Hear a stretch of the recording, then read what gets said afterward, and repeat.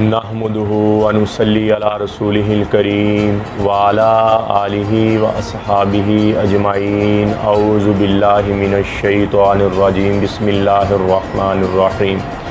मेरे भाई और दोस्तों, मोहतरम बुज़ुर्गों, माओ बहनों, 446 में तुगरल बेग सल्जूकी ने तुर्क को फ़तह किया। सल्जूक इनका बड़ा था और जो महमूद गज़नवी के दौर में जिसने इस्लाम कबूल किया, और तुगरल बेग एक छोटे से कबीले का बशिंदा था, मुसलमान था, शुजात बहादरी का पैकर था और नबी पाक सल्लल्लाहु ताला अलैहि वसल्लम की मोहब्बत उसके दिल में थी।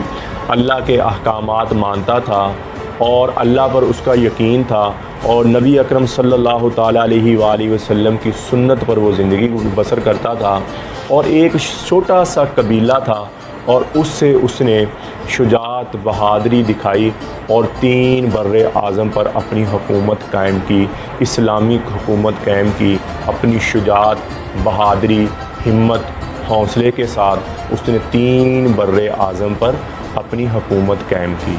तो ये आज कल उसकी डबिंग एक चल रही है, ड्रामा बनाया है तुर्क ने, और पीटीवी न्यूज़ जो पाकिस्तानी टीवी है उस पर उसकी डबिंग होकर चला रहे हैं। और कुछ लोग उलमा कराम कहते देखना चाहिए, कुछ कहते नहीं देखना चाहिए। तो मेरे भाई और दोस्तों, जो बच्चे कार्टून देखते हैं, गलत फिल्में देखते हैं, फहश ड्रामे देखते हैं, फहश फिल्में देखते हैं, उससे बेहतर है कि ये ड्रामा ये देखें। तुगरल गाज़ी, अर्तुगरुल गाज़ी इसका असल नाम तुगरल गाज़ी है।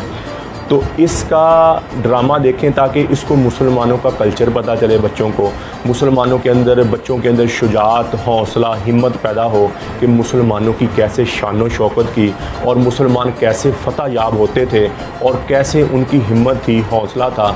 ये उन फहश फिल्मों से तो बहुत बेहतर है, क्योंकि यहूद नसारा जो हैं ये मुसलमानों से हज़रत उमर के दौर से मुसलमानों के ख़िलाफ़ हैं, साजिशें करते आते हैं मुसलमानों के। हर दौर में आप पूरी दुनिया में देख लें, जहाँ भी हैं मुसलमानों की साजिश यहूद नसारा कौन करेंगे? यहूद नसारा मुसलमानों के ख़िलाफ़ साजिश करेंगे। आप देख लें पूरी दुनिया में, कोई चाइनीज़ नहीं करेगा, कोई फ़लाना नहीं करेगा।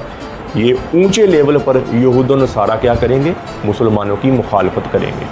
तो इन्होंने क्या किया इस ड्रामे में, यूरोपियन कंट्री में, कनाडा, अमेरिका, यहूद नसारे के जितने ममालिक हैं इस पर पाबंदी है। इंडिया में इसको बैन कर दिया कि इसमें इस ड्रामा देखने से मुसलमानों का जज्बा, मुसलमानों की हिम्मत, मुसलमानों की शुजात, मुसलमानों की बहादरी कहीं दोबारा ना ज़िंदा हो जाए और दोबारा ना उस मनसब पे आ जाए और पूरी दुनिया पर दोबारा ना कहीं कब्ज़ा कर लें। तो मेरे भाई और दोस्तों, मुसलमान से तो काफिर डरता है, मुसलमान से तो काफिर कांपता है, लरजता है अगर मुसलमान अपनी ज़िंदगी पर आ जाए। मुसलमान हया का सुरमा पहन ले, इन आँखों से गलत ना देखे, इन कानों से गलत ना सुने और दिलो दिमाग से गलत ना सोचे। नबी पाक सल्लल्लाहु ताला अलैहि वसल्लम की ज़िंदगी पर अपनी ज़िंदगी गुजारे और अल्लाह के अहकामात मानकर ज़िंदगी गुजारे और मौत पर उसका यकीन हो, हयात पर उसका यकीन हो। तो मेरे भाई और दोस्तों, उसको दुनिया की कोई ताकत नहीं गिरा सकती। यहूद नसारा का ये सबसे बड़ा मिशन है कि इन मुसलमानों के आँखों से हया ख़त्म कर दो, इनके दिलो दिमाग से हया ख़त्म कर दो, ताकि इनका हौसला, इनकी हिम्मत, इनकी शुजात, इनकी बहादरी कम हो जाए और ये लड़ने के काबिल ना रहे, ये सर उठा के ज़िंदगी गुजारने के काबिल ना रहे। उनका तो मिशन ये है। ये फहश फिल्में, ये फहश सारा कल्चर ये हमें क्यों दिखा रहे हैं? ताकि मुसलमानों का जज्बा कम हो जाए। मुसलमानों का जज्बा कोई चीज़ कम नहीं कर सकती सवाए बेहयाई के। और इनको पता है यहूद नसारा को कि जब ये बेहया होंगे मुसलमान, इनमें बेहयाई आएगी तो इनका हौसला, हिम्मत कम हो जाएगा और हम आसानी से इनके ऊपर हुकूमत कायम कर सकते हैं। तो अर्तुगरुल गाज़ी, तुगरल गाज़ी जो था, जो ड्रामे में यही दिखाया गया है। सबसे पहले औरतों के लिबास पूरे, औरतों को एक पर्दे में दिखाया गया जो चीज़ दिखाई जाए, देखी जाए, वो जहन पर नक्श करती है। जो बच्चे ये हम बचपन पे जो नक्श हो जाता है दिमाग पे, वो आखिर तक रहता है। उसी की बेस पर ईमान बनता है बंदे पे, उसी की बेस पर बंदा ईमानदार बनता है, उसी की बेस पर बंदा बहादुर बनता है, जो बचपन में इंसान के जहन पर नक्श हो जाता है। तो ये ड्रामा बच्चे देखेंगे तो उनको पता चलेगा मुसलमानों का ऐसा लिबास था, औरतें ऐसे पर्दा में जासम नज़र आती हैं, और मर्द दाढ़ी में दिखाए गए। सुन्नत की अक्कासी होती है और सुन्नत का शौक़ पैदा होता है, और अंदर जज्बा, जुनून, हिम्मत पैदा होती है दाढ़ी रखने की, सुन्नत को अपनाने की। ये 2-4 चीज़ें, और उसमें अक़वाल बहुत अच्छे हैं, और उसमें नबी पाक सल्लल्लाहु ताला अलैहि वसल्लम का जब भी नाम आता है तो सारे अदब से झुक जाते हैं, और अदब का पैकर दिखाया गया है। मुसलमानों को अदब का पैकर बनाकर दिखाया गया है। ये ड्रामा बच्चे देखें, फ़ोहश फिल्मों से तो बहुत बेहतर है ना, जो फ़ोहश फिल्में, कार्टून बच्चे सारा दिन देखते हैं, उससे तो बहुत बेहतर है कि मुसलमानों के जहन में एक हिम्मत, एक हौसला और गुनाह से बचने की। आजकल जो मुसलमान सोचते हैं आजकल तो चलो जंगें नहीं हैं, जैसे अर्तुग्रुल बेग ने सलीबियों को ऐसा मज़ा चखाया कि उनको क़यामत तक याद रहेगा। अर्तुग्रुल बेग ऐसा हिम्मत जुरात वाला था। तो आज तो मुसलमान कहते हैं कि चलो अब जंगें नहीं हैं, हम कहाँ लड़ें। तो उनके लिए ये सबसे बड़ी जंग ये है कि वो अपने नफ्स से ख़िलाफ़ रखें, इन आँखों को से गलत देखना दें, इन कानों से गलत सुनने ना दें। ये उनके लिए जिहाद है, ये उनके लिए शुजात है, ये उनकी बहादुरी है।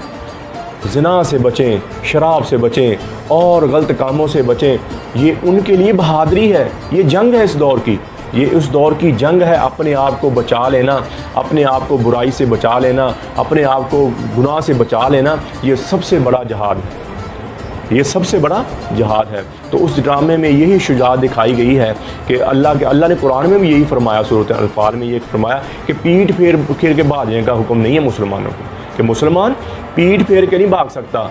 मैदान जंग में खड़ा है तो या तो मर जाए शहीद, क्योंकि मुसलमान के लिए हार नहीं है। मुसलमान मरेगा तो शहीद हो जाएगा, हार नहीं है उसके लिए। अगर वो बच के वापस आ जाएगा तो गाजी है, फिर भी जनती है। मुसलमान के लिए हार नहीं है, हार सिर्फ काफिर का मुकद्दर है, हार सिर्फ काफिर का मुकद्दर है। मुसलमान हारता नहीं है। मुसलमान, अल्लाह ने फरमाया पीठ पर भागे ना, अल्लाह फरमाया भागोगे, जब तुम मैदान जंग से भागोगे तो मेरी मदद तुम्हारे लिए नहीं है, मेरी मदद तुम्हारे लिए नहीं है। तो ये क्या है, यहूद नसारा बहुत सारा कल्चर आपको दिखाएंगे, बुराई की चीज़ें दिखाएंगे, आप उसके सामने डटे रहें, उसको ना अपनाएं, और नबी पाक सल्लल्लाहु ताला अलैहि वसल्लम की सुन्नत के मुताबिक अपनी ज़िंदगी को गुजारें, अल्लाह ताला के अहकामात मान कर अपनी ज़िंदगी को गुजारें, तो आप भी दलेर हैं, आप भी बहादुर हैं। और हर मुसलमान अर्तुग्रुल गाज़ी है, अपने आप को गुनाह से बचा रहा, अपने आप को ज़िना से बचा रहा, अपने आप को बुराई से बचा रहा। हर मुसलमान अर्तुग्रुल गाज़ी, हर नौजवान अर्तुग्रुल गाज़ी है, ये अपने आप को वो गुनाह से बचा रहा है। तो मेरे भाई और दोस्तों, अल्लाह ताला के अहकामात से, हराम से बचकर हम ज़िंदगी गुजारें। ये मुसलमान का शेवा है, ये मुसलमान का शेवा है, मुसलमान की ज़िंदगी है। ये ताब पर, ये तान सैन के गाने पर, ये तबले पर जो अंदर थरकता है, इससे मेरे भाई और दोस्तों तौबा करें। आ तुझको बताऊं तकदीर उमम क्या है, शमशीर व सना अव्वल, तऊस और रुबाब आखिर। तो मेरे भाई और दोस्तों, मुसलमान गाने बजाने के पीछे नहीं जाता, मुसलमान हराम के पीछे नहीं जाता, क्योंकि मुसलमान का एक वक़ार है, मुसलमान की एक ज़िंदगी है, मुसलमान का एक हौसला है। और वो क्या है, आज के दौर में अपने आप को गुनाह से बचा लेना, उसके लिए सबसे बड़ा जिहाद।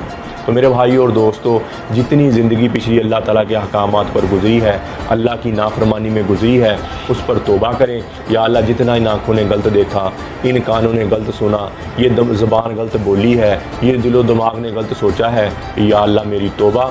और नबी पाक सल्लल्लाहु ताला अलैहि वसल्लम की सुन्नत के मुताबिक हम ज़िंदगी गुजारें, ताकि हम दुनिया में भी कामयाब हो जाएँ और आखिरत में भी कामयाब हो जाएँ। मेरे भाई और दोस्तों, ये थोड़ी सी ज़िंदगी है, ख़त्म हो जाएगी। पता तो 1 मिनट का नहीं है, लेकिन 40-50 साल ज़्यादा से ज़्यादा अगर और भी हम जी लें तो 40 कितनी हम अल्लाह की नाफरमानी कर लेंगे, कितना हम गुनाह कर लेंगे, कितना इस मन को राज़ी कर लेंगे। लेकिन ये मन फिर भी राज़ी नहीं होगा मेरे भाइयों। गुनाह कर कर के बंदा थक जाता है, अक जाता है, लेकिन मन फिर नहीं बंदे का भरता। तो अल्लाह देखो माफ़ कर, अल्लाह कहता तू गुनाह कर कर के थक गया, اک گیا ایک دفعہ میرے پاس آ کہہ دے یا اللہ میری توبہ، میں سارے معاف کر دوں گا۔ اللہ تعالیٰ فرماتے تو اتنے گناہ معاف، حدیث قدسی سنا رہا ہوں، اتنے گناہ کر کہ اس زمین کو کالا کر دے اور اس کی تہ بچھانی شروع کرتا جا کرتا جا کرتا جا، پہلا آسمان تک پہنچا دے، دوسرے تک پہنچا دے، تیسرا، چوتھا، ساتواں، حتیٰ کہ میرے عرش تک اپنے گناہ لگا دے۔ اتنے گناہ کر، اتنے گناہ انسان کر نہیں سکتا،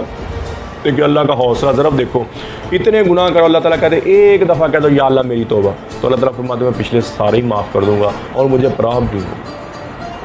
اللہ نے فرمایا الا من تاب وآمن وعمل عملا صالحا فاولئک یبدل اللہ سیئاتہم حسنات، جو بندہ مجھ سے توبہ کر لے یا اللہ میری توبہ، اللہ تعالیٰ فرماتے پچھلے سارے میں اس کے معاف کر دیتا ہوں، اور آگے سے اچھے عمل کرنے شروع کر دے تو اس کے جتنے پچھلے گناہ میں سارے ہی نیکیوں میں تبدیل کر دوں گا۔ اللہ تعالیٰ فرماتے کوئی ہے ایسا بادشاہ جو معاف بھی کرے اور عطا بھی کرے۔ تو میرے بھائی اور دوستو، یہ تھوڑی سی زندگی ہے، ہم خوش قسمت ہیں کہ اللہ نے ہمیں اس امت میں پیدا کیا، نبی پاک صلی اللہ تعالیٰ علیہ وآلہ وسلم کی امت میں پیدا کیا، اور یہ ہمارے لیے بڑا سہارا ہے۔ نبیوں نے اس امت میں آنے کے لیے، نبیوں میں اس امت میں آنے کے لیے دعائیں کی، تو ہمیں اللہ نے کہنے کے بغیر وَاجْتَبَاكُمْ چن چن کر اللہ نے فرمایا میں نے چن چن کر تمہیں اپنے نبی پاک صلی اللہ تعالیٰ علیہ وآلہ وسلم کی امت میں پیدا فرمایا۔ اس امت کی کیا شان ہے۔ موسیٰ علیہ السلام سمجھتے تھے کہ میری امت سے اچھی کوئی امت نہیں ہے، میری امت سے اچھی کوئی امت ہی نہیں ہے جن پر بادلوں نے سایہ کیا اور جن کو من و سلوہ کھانے کو ملا۔ من میٹھے کو کہتے ہیں، سلوہ نمکین کو کہتے ہیں۔ اور کوہ طور پر گئے، اللہ کو جا کہنے گئے یا اللہ اما تدری یا موسیٰ، اللہ کو کہنے گئے یا اللہ حل من الامم افضل علیک من امتی ذللت علیہم الغمام وانزلت علیہم المن والسلوى، یا اللہ میری امت سے اچھی کوئی امت ہے جن پر بادلوں نے سایہ کیا اور جن پر من و سلوہ کھانے کو ملا۔ تو اللہ نے فرمایا اما تدری یا موسیٰ، موسیٰ تجھے پتہ نہیں ہے ان فضل امت احمد علی سائر الامم کفضلی علی خلقی، اے موسیٰ تجھے پتہ نہیں ہے نبی اکرم صلی اللہ تعالیٰ علیہ وآلہ وسلم کی امت کو باقی امتوں پر وہ فضیلت حاصل ہے جیسے مجھے اس کائنات، اس مخلوق پر حکومت حاصل ہے۔ تو موسیٰ علیہ السلام حیران پریشان، یا اللہ وہ امت مجھے دے دے۔